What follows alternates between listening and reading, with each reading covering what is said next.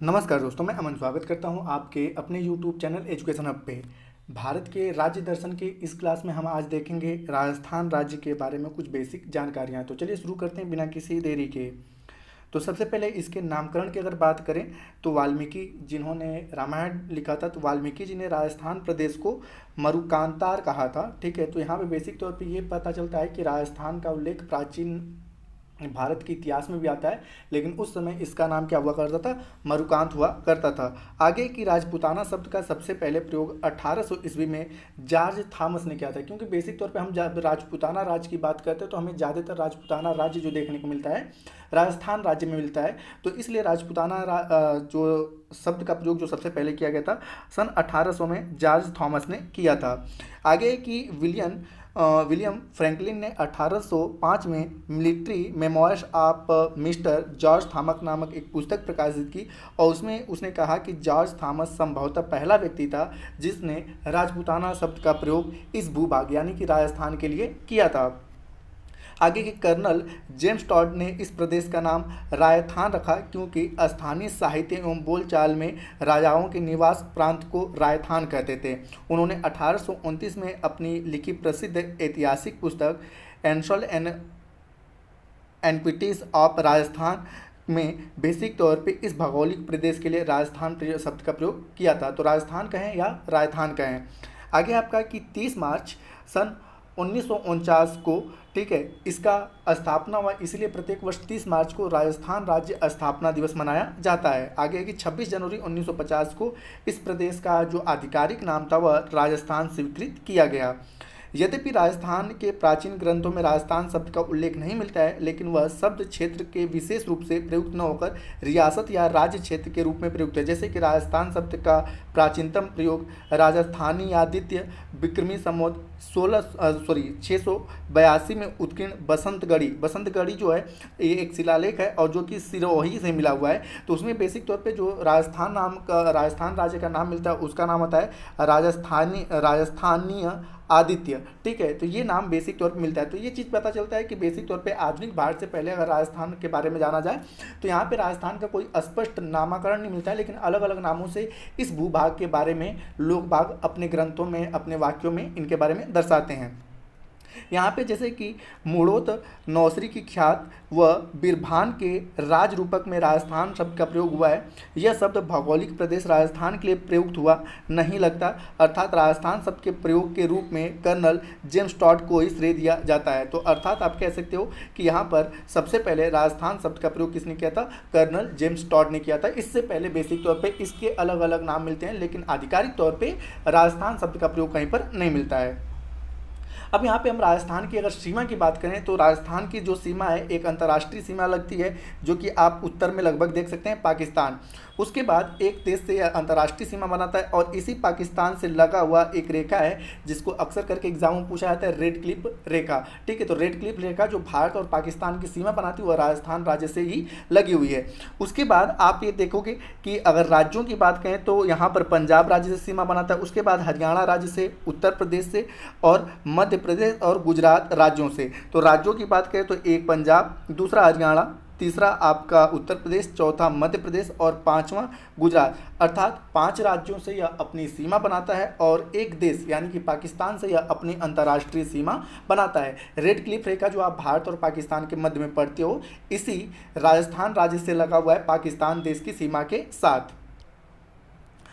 आगे की अगर बात करें इसकी स्थिति की तो उत्तर पश्चिम में, मतलब बेसिक तौर पे अगर आप राजस्थान राज्य की स्थिति देखें तो यहाँ पे आप भारत का मैप देख सकते हैं और भारत में जो राजस्थान जो रेड कलर ब्लिंक हो रहा है ये राजस्थान है। तो यह बेसिक तौर पे भारत के उत्तर पश्चिम में स्थित है। अगर इसकी अक्षांशीय स्थिति की बात की जाए तो 23 डिग्री 3 मिनट उत्तरी अक्षांश से 30 डिग्री 12 मिनट उत्तरी अक्षांश तक इसका विस्तार है। यानी कि यहाँ पर जो यहाँ से आपका जो रेखा गुजरता है यह आपका 23 डिग्री 3 मिनट और यहाँ पे पंजाब के समीप से जो रेखा गुजरता है वह है 30 डिग्री 12 मिनट उत्तरी अक्षांश। और साथ ही साथ अगर देशांतर रेखा की बात की जाए तो जो कि लगभग जैसलमेर से होकर गुजरता है तो इसका देशांतर विस्तार आता है 69 डिग्री 30 मिनट पूर्वी देशांतर से लेकर 78 डिग्री 17 मिनट पूर्वी देशांतर तक इसका देशांतर विस्तार है।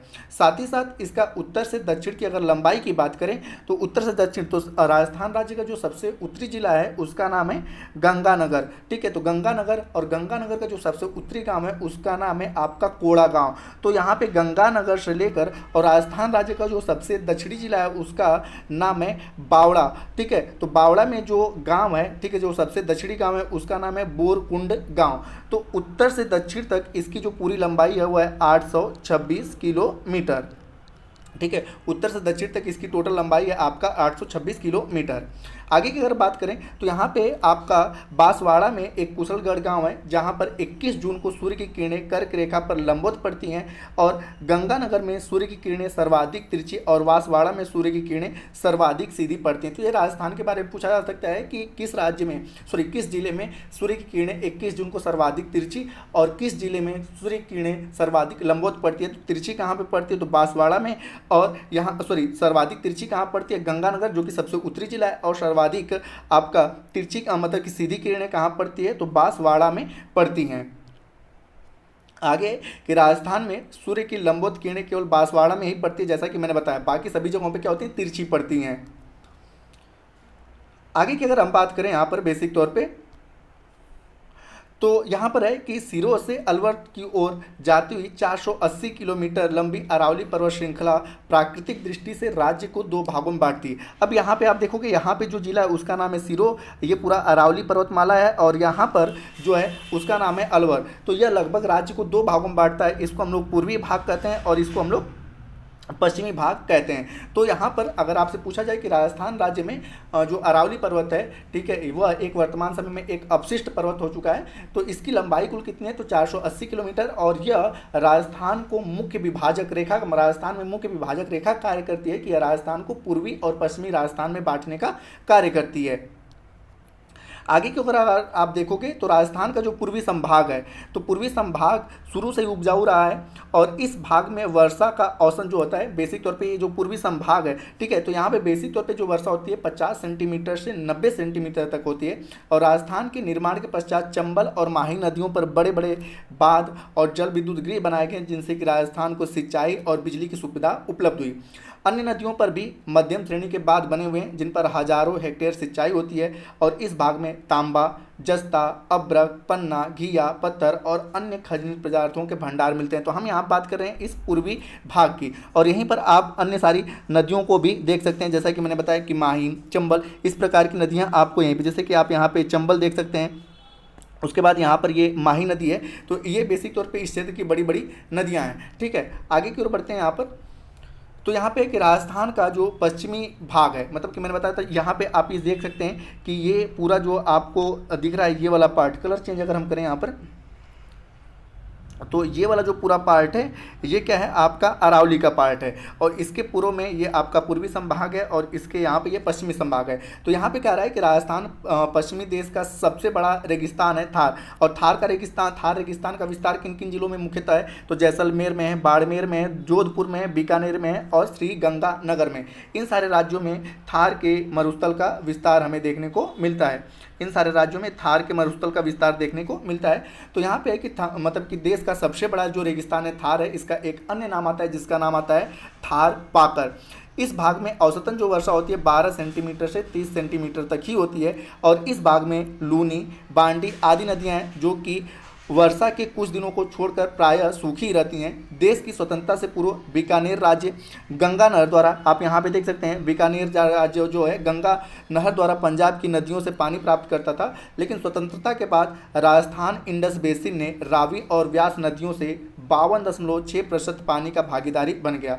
उक्त नदियों का पानी राजस्थान में लाने के लिए साल 1958 में राजस्थान नहर का निर्माण किया गया, और उसके बाद जब इंदिरा गांधी जी की मृत्यु हुई तो उसके बाद उनके सम्मान में राजस्थान नहर का नाम परिवर्तित करके इंदिरा गांधी नहर कर दिया गया।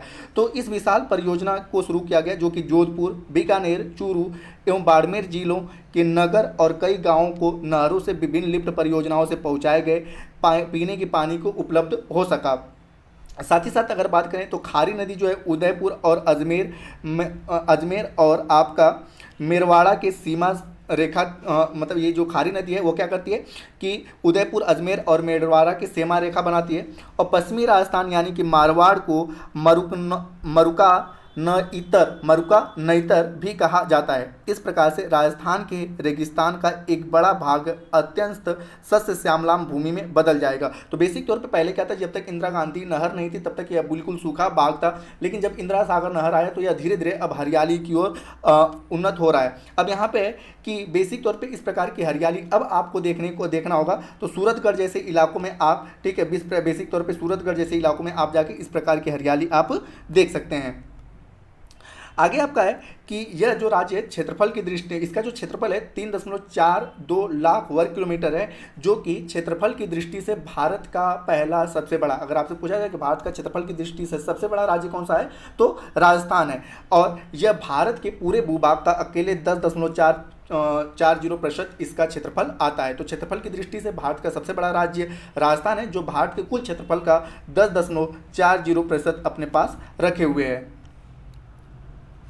अगर राजस्थान की जलवायु की अगर बात की जाए तो राजस्थान की जो जलवायु है शुष्क से उप आर्द्र मानसूनी जलवायु है। अरावली के पश्चिम में न्यून वर्षा, जैसे कि मैंने आपको बताया कि यहाँ पे सिरों से लेकर अलवर तक, तो ये अरावली से पश्चिम में जो होता है बेसिक तौर पे कम वर्षा देखने को मिलती है। और दैनिक तापमान जो उच्च दैनिक एवं वार्षिक तापांतर, निम्न आर्द्रता तथा तीव्र हवाएं युक्त शुष्क हवाएं इन क्षेत्रों में चलती हैं।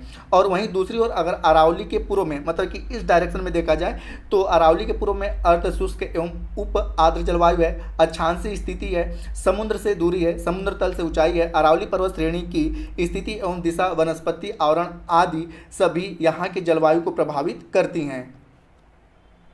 आगे की राजस्थान के अगर प्रथम व्यक्तियों की बात करें, अक्सर करके एग्जाम में खास करके फैक्ट पूछ लेता है, तो यहाँ पूछा जाए कि राजस्थान राज्य के पहले मुख्यमंत्री कौन थे, तो उनका नाम था हीरालाल शास्त्री, जिनका कार्यकाल था 30 मार्च 1948 से लेकर 5 जनवरी 1951 तक। लेकिन आपको पता है कि भारत में जो पहला आम चुनाव हुआ था वो हुआ था साल 1952 में। तो अगर आपसे पहला मुख्यमंत्री पूछ ले तो हम कहेंगे कि हीरालाल शास्त्री, लेकिन पहले निर्वाचित मुख्यमंत्री की बात की जाए तो इनका नाम था टीकाराम पालीवाल, और इनका कार्यकाल था 3 मार्च 1952 यानी कि 1952 से 31 अक्टूबर 1952 तक।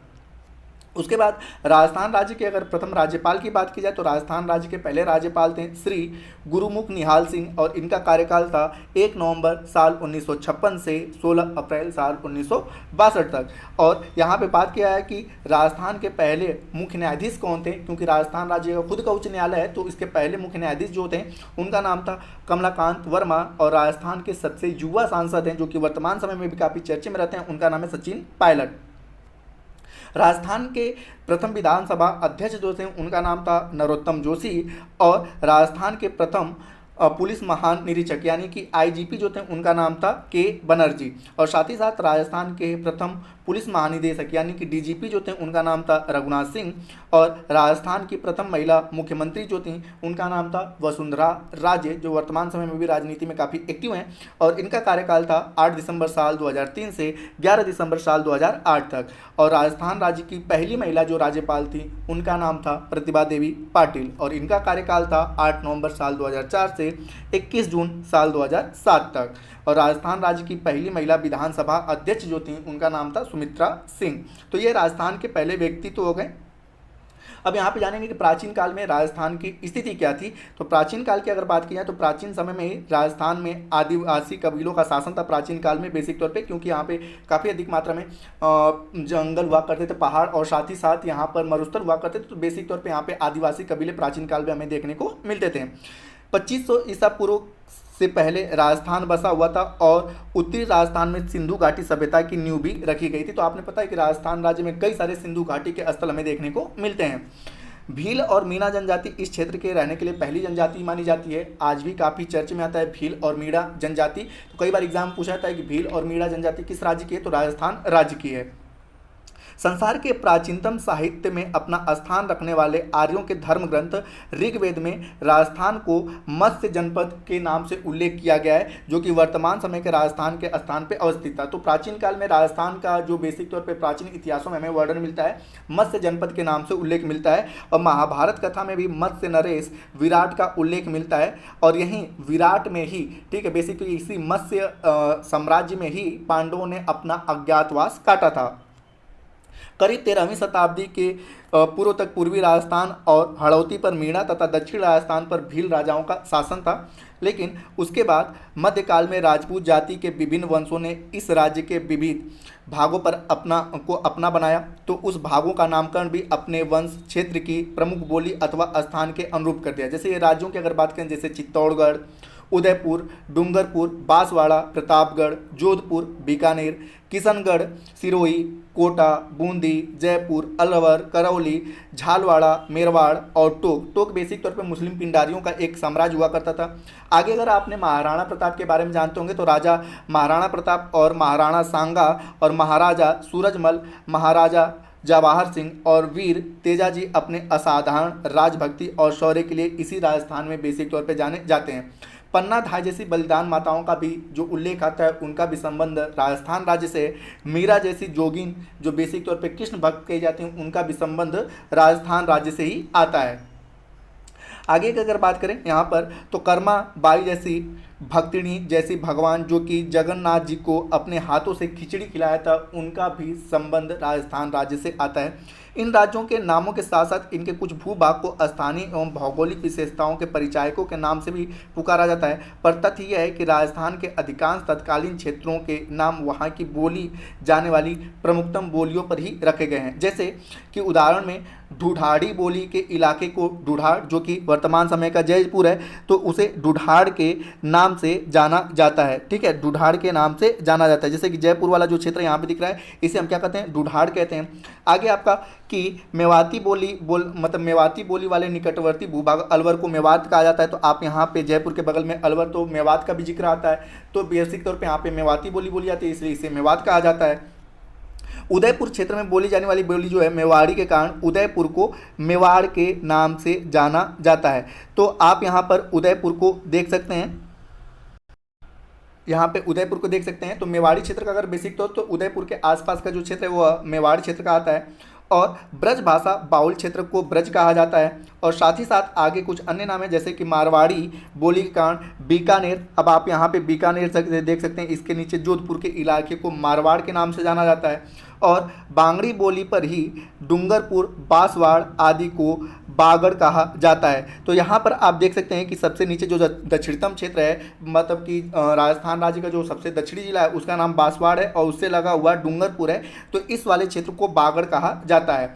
डूंगरपुर तथा उदयपुर के दक्षिणी भाग में प्राचीन 56 गांवों के समूह को 56 के नाम से जाना जाता है। तो इसी में आपसे पूछा जाता है कि 56 गांवों का समूह किन जिलों में पड़ता है, तो डूंगरपुर और बांसवाड़ में, और इसे 56 कहा जाता है।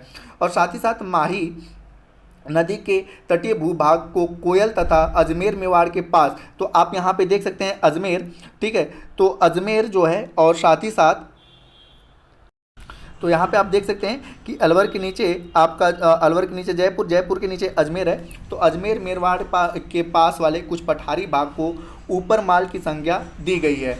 आगे आपका है कि जरगा और रागा पहाड़ी हमेशा हरे भरे रहते हैं, इसलिए इसे देश हरों के नाम से जाना जाता है। अब यहाँ पे राजस्थान राज्य के अगर एकीकरण की बात की जाए तो राजस्थान भारत का एक महत्वपूर्ण प्रांत है। 15 मार्च साल 1949 को भारत का एक ऐसा प्रांत बना जिसे तत्कालीन राजपूतानों की ताकतीय रियासतों में विलीन हुई थी। अगर यहाँ पे आगे की बात की जाए तो राजस्थान के एकीकरण के समय राजस्थान में कुल 19 रियासतें और 3 ठिकाने जो थे उनका नाम था लावा, नीमराणा और कुशलगढ़ थे। और इनमें से धौलपुर, करौली यादव शासकों की और टोक जो था वह मुस्लिम रियासतों की थी। भरतपुर के जाट शासकों ने अपनी रियासत में विलय, मतलब कि बेसिक तौर पे जो भरतपुर के जाट शासक ने भी अपनी रियासत के विलय राजस्थान में भी कर दिया था। लेकिन आगे है कि राजस्थान शब्द के बेसिक मतलब काफ़ी समय से राजस्थान शब्द आ रहा है। तो राजस्थान शब्द का शाब्दिक अर्थ क्या होता है, तो राजाओं से रक्षित भूमि को राजस्थान कहा जाता है। ठीक है, तो यहाँ से राजस्थान, राजाओं से रक्षित भूमि को राजस्थान यहाँ पर कहा गया है। भारत के संवैधानिक इतिहास में राजस्थान का निर्माण एक महत्वपूर्ण उपलब्धि थी।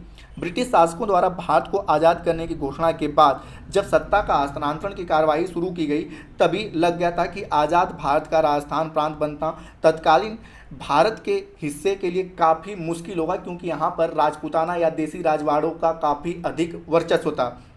लेकिन यहाँ पे कि आज़ादी की घोषणा के साथ ही देसी रियासतों के मुखिया ने में स्वतंत्र राज्य, मतलब बेसिक तौर पे आपने पता है कि जब भारत आज़ाद हुआ तो अंग्रेजों ने कहा था कि जो भी देसी रियासतें वो अपना स्वतंत्र हैं, वह विलय करा भी सकते हैं या अपने आप को स्वतंत्र रख सकते हैं। तो जितने भी देसी राजा थे वो अपने आप को स्वतंत्र अस्तित्व बनाए रखने की होड़ में लगे थे। और उस समय वर्तमान राजस्थान की भौगोलिक स्थिति के नज़रिए से देखें तो इस भाग में कुल 22 देसी रियासतें थी। इनमें से एक रियासत अजमेर मेड़वाद प्रांत को छोड़कर शेष देसी रियासतों पर देसी राजा महाराजाओं का ही राज था। अजमेर जो मेड़वाद प्रांत था उस पर ब्रिटिश शासकों का कब्जा था, तो उसका विलय तो भारत में हो गया था। लेकिन बाकी जो आपकी देसी रियासतें थी वो अपने आप को स्वतंत्र बनाने की इच्छा जाहिर कर रही थी। काफ़ी बड़ी समस्याएं थी। अब यहाँ पे आता है कि ये इस कारण यह तो सीधे ही स्वतंत्र भारत में आ जाती, मगर शेष 21, मतलब यहाँ पे अजमेर मेड़वात की बात कर रहा है कि वो तो सीधे भारत में आ गई, लेकिन जो शेष 21 रियासतें थी उनका विलय कराना ठीक है काफ़ी मुश्किल था। और यहाँ पर उसके विलय के लिए बेसिक तौर पे आपने देखा होगा कि इन देसी रियासतों के विलय के लिए बेसिक तौर पे यहाँ पर आते हैं आपके तत्कालीन समय के देसी रियासत जो मंत्री थे सरदार वल्लभ भाई पटेल और उनके सचिव थे बीपी मेनन, तो उनके सहयोग से इनका विलय किया गया। करीब एक दशक के ऊपर, मतलब बेसिक तौर पे एक दशक तक काफ़ी प्रयास चला कि इनका विलय हो जाए। तो एक दशक के काफ़ी मशक्क़त के बाद 18 मार्च साल 1948 को शुरू हुई राजस्थान की एकीकरण की प्रक्रिया कुल 7 चरणों में हुई और नवंबर 1956 में जाकर पूरी हुई। तो यहाँ पर काफ़ी मुश्किलों का सामना करना पड़ा। और इसमें बेसिक तौर पर जब राजस्थान राज्य बना था तो उस समय राजस्थान में कुल 26 जिले सम्मिलित थे। इनमें भारत सरकार के तत्कालीन देसी रियासत गृह मंत्री जो थे उनका नाम था सरदार वल्लभ भाई पटेल और उनके सचिव का नाम था वीपी मेनन। इनकी बहुत ही महत्वपूर्ण भूमिका थी कि राजस्थान के 21 देसी रियासतों को उन्होंने भारत में विलय कराया। और वर्तमान समय में अगर बात की जाए तो राजस्थान से कुल 21 राष्ट्रीय राजमार्ग गुजरते हैं। अब यहाँ पे राजस्थान राज्य के गठन का तो मैंने बताया कि इसका गठन 30 मार्च साल 1949 को होता है, इसलिए प्रत्येक वर्ष 30 मार्च को राजस्थान राज्य दिवस मनाया जाता है। राजस्थान राज्य की अगर राजधानी की बात की जाए तो इसकी राजधानी जयपुर है। और इसके शासन की बात की जाए तो इसका जो सभा है ठीक है शासन सभा, तो राज्यपाल वर्तमान समय में इसका जो सभा है राजस्थान सरकार कंट्रोल करती है। और वर्तमान समय में इनके जो राज्यपाल हैं उनका नाम है कलराज मिश्र और इनके जो मुख्यमंत्री हैं वह है अशोक गहलोत। यहाँ पे आईएनसी का मतलब कि अशोक गहलोत का संबंध भारतीय राष्ट्रीय कांग्रेस से है। यहाँ के अगर सदन की बात की जाए, विधानमंडल की बात की जाए तो एक सदनी है, अर्थात यहाँ पर केवल और केवल विधानसभा है, न कि विधान परिषद है। तो यहाँ पर एक सदनी विधानसभा है और विधानसभा की सीटों की संख्या कुल 200 है। संसदीय क्षेत्र की बात की जाए तो यहाँ से लोकसभा और राज्यसभा दोनों के प्रतिनिधित्व जाते हैं। तो लोकसभा की कुल सीटों की संख्या 25 है और राज्यसभा की सीटों की संख्या कुल यहाँ पर 10 है। इसका खुद का उच्च न्यायालय है जो कि राजस्थान उच्च न्यायालय के नाम से जाना जाता है। और अगर क्षेत्रफल की दृष्टि से बात की जाए तो इसका कुल क्षेत्रफल है 3,42,239 वर्ग किलोमीटर। अगर इसको वर्गमील में देखा जाए तो 1,32,139 वर्गमील है। और क्षेत्रफल की दृष्टि से जैसा कि मैंने बताया कि यह भारत का पहला राज्य आता है। जनसंख्या 2011 की जनसंख्या के अनुसार इसकी जनसंख्या है 6,85,48,437 इसकी कुल जनसंख्या है। और जनसंख्या की दृष्टि से यह भारत का 7वां सबसे बड़ा राज्य है। यहाँ पे जनसंख्या घनत्व की अगर बात करें तो प्रति वर्ग किलोमीटर में कुल 200 व्यक्ति रहते हैं। अगर इसको वर्गमील में चेंज किया जाए तो 520 व्यक्ति यहाँ पर रहते हैं। अब यहाँ की भाषाओं की बात करें तो राजस्थान राज्य की जो राजभाषा है वह हिंदी है और अतिरिक्त आधिकारिक जो भाषा है वह अंग्रेजी है। क्षेत्रीय भाषाओं की जो प्रमुख भाषाएं वह मारवाड़ी, राजस्थानी, मेवाड़ी, बागड़ी, मेवाती, हड़ौती और ढूढ़ाड़ी। अगर यहाँ पे साक्षरता दर की बात की जाए तो साक्षरता इसका है 61.1% जो कि 2011 की जनगणना के अनुसार है। और लिंगानुपात की अगर बात की जाए तो यहाँ पर प्रति 1000 पुरुष पर 928 महिलाएं हैं और यह लिंगानुपात भी साल 2011 के जनगणना के अनुसार है। यहाँ के प्रसिद्ध स्थलों की अगर बात की जाए तो सबसे पहले आता है जयपुर। तो महाराज सवाई प्रताप सिंह ने हवा महल 1799 में बनाया जो कि जयपुर में ही है और जिसके वास्तुकार थे लालचंद उस्ताद। उसके बाद जयपुर में ये एल्बर्ट हॉल नामक म्यूजियम जो कि 1876 में प्रिंस ऑफ वेल्स के जयपुर आगमन पर सवाई राम सिंह द्वारा बनाया गया और साल 1886 में इसे जनता के लिए भी खोल दिया गया था। सवाई जय सिंह द्वितीय ने अपनी सिसोदिया रानी के निवास के लिए जयपुर में सिसोदिया रानी बाग भी बनवाया जो कि काफ़ी घूमने लायक जगह है। साथ ही साथ जलमहल जो कि शाही बत्तख शिकार के लिए बनाया गया था और मानसागर झील के बीच में स्थित यह एक महल है, यह भी जयपुर में ही स्थित है। और जयपुर के निकट स्थित विराटनगर जो कि पुराना वैराट है जहाँ पर पांडवों ने अज्ञातवास भी अपना बिताया था। तो ये जयपुर की विशेषता रही। अन्य जो स्थल है उसका नाम है भरतपुर। तो यह पूर्वी राजस्थान का द्वार कहा जाता है और भरतपुर जो है भारत के पर्यटन मानचित्र में अपना बेसिक तौर पे महत्वपूर्ण स्थान रखता है। 18वीं सदी का घाना पक्षी अभ्यारण्य जो कि केवलादेव घाना राष्ट्रीय उद्यान के भी नाम से जाना जाता है, तो यह भरतपुर में स्थित है। लोहागढ़ आयरन फोर्ट के रूप में जाना जाता है और यह भरतपुर में है। लोहागढ़ भरतपुर के प्रमुख ऐतिहासिक आकर्षणों में से एक है, जिसका लोहागढ़ को कोई भी शासक नहीं जीत पाया था। यहाँ पे डिग जंगल महल जो है एक आकर्षण राजमहल है, जो कि भरतपुर के जाट शासकों ने बनवाया था। तो लोहागढ़ को कोई नहीं जीत पाया था, इसके लिए काफ़ी फेमस है। आगे आता है आपका जोधपुर। तो राठौर के रूप में प्रसिद्ध एक वंश के प्रमुख राव जोधा ने जिस जोधपुर की सन 1459 में स्थापना की थी, राजस्थान के पश्चिमी भाग के केंद्र में स्थित राजस्थान का दूसरा सबसे बड़ा शहर और दर्शनीय महलों और दुर्गों और मंदिरों का एक लोकप्रिय पर्यटन गंतव्य स्थल है। शहर की अर्थव्यवस्था का जोधपुर के शहर की अर्थव्यवस्था की बात की जाए तो हथकरघा, वस्त्र उद्योग, धातु आधारित उद्योग यहाँ पर बेसिक तौर पे फेमस है। मेहरानगढ़ जो कि 125 मीटर ऊंचा और 5 किलोमीटर के क्षेत्रफल में फैला हुआ भारत के बड़े दुर्गों में से एक है, जिसमें कई सुसज्जित महल हैं जैसे कि मोती महल, फूल महल, शीश महल आदि हैं। अन्य संग्रहालय में लघु चित्रों, संगीत वाद्य यंत्रों, पोशाकों, शास्त्रागारों आदि का एक समृद्ध संग्रहण है। जोधपुर रियासत जो है मारवाड़ क्षेत्र में 1250 से 1949 तक चली थी यहाँ पर बेसिक तौर पे, और इसकी राजधानी वर्ष 1950 में जोधपुर नगर में ही रही थी।